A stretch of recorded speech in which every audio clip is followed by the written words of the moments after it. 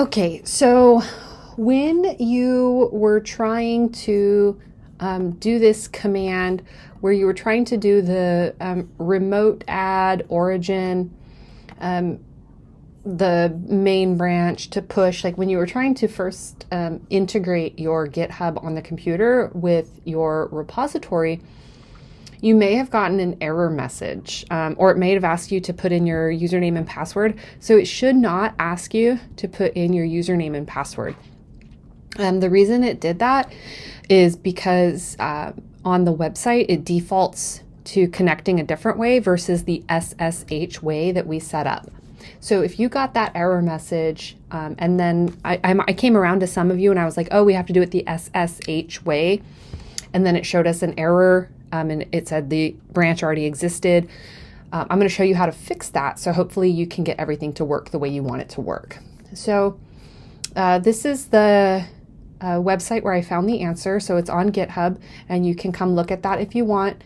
So it's right there.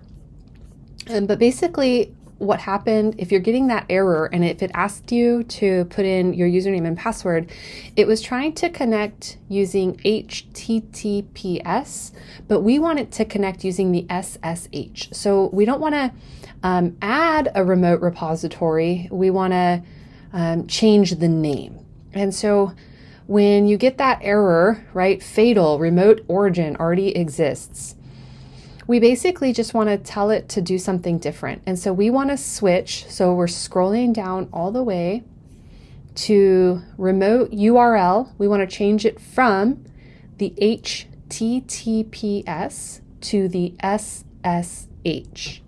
So this is the part where you want to be working. So if you want to navigate to this page and find it, or if you just want to copy or type in what I'm typing in, you shouldn't have to type in too much, but we'll do that. So it's gonna, so mine is already set up the right way, but what we'll do, what everyone should do if you have the issue, is type git remote -v, and it will show you what it has. And so if you're having that error, instead of looking like this, where it has git@github.com, you will see like what looks like a real website.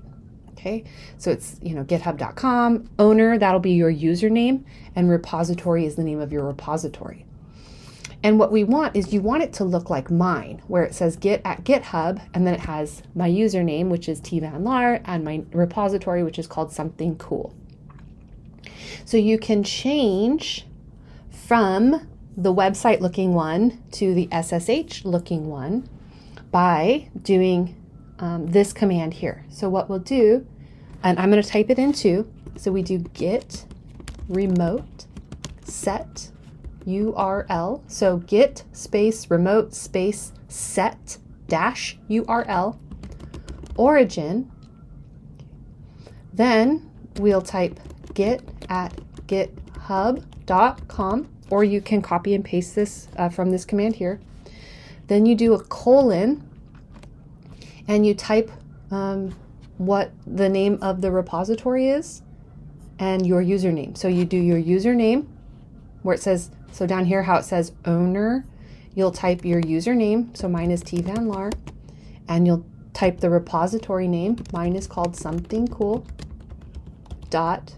Okay, then hit enter. And you may not see anything, but you can check and make sure that it worked by typing git remote v, and now it should look like this. Okay. So that's what you want it to look like. So then what you can do, once you have it set up the right way, is on that sheet that I provided to you, the using Git. You basically just did this step already, so you don't have to do this step.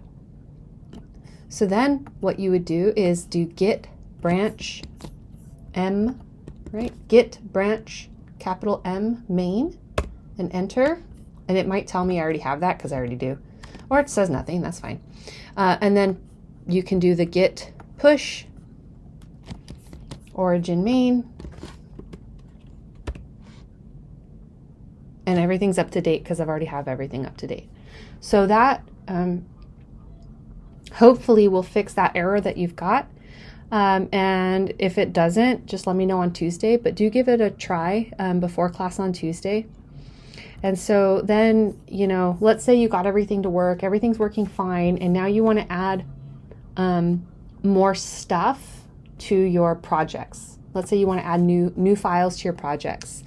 So I already added some when I was talking to a student after class, but I have all these files in here, and I want to make sure that I put them on Git. So I can check which files have already been uploaded and which have not. So if I do Git status, like that, just like that, Git status, it shows me that the only thing that hasn't been tracked yet is this background.jpg. And maybe I want that to be up. So then I would do Git add, and I can start typing the name of the file, and then I hit tab and it fills in. So I hit enter. I can check. It should be green now. So now it's green. It's ready to go.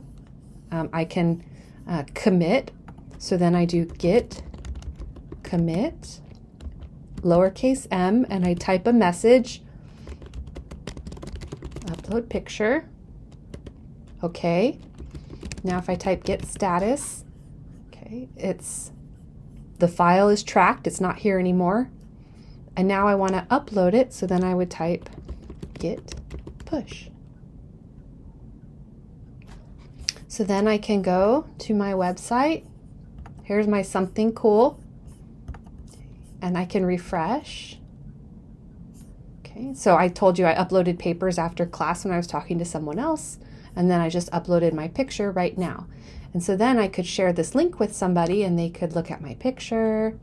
Ooh, right? Or this picture here, my paper, right? So all of those things are on there, and I can share that link with somebody.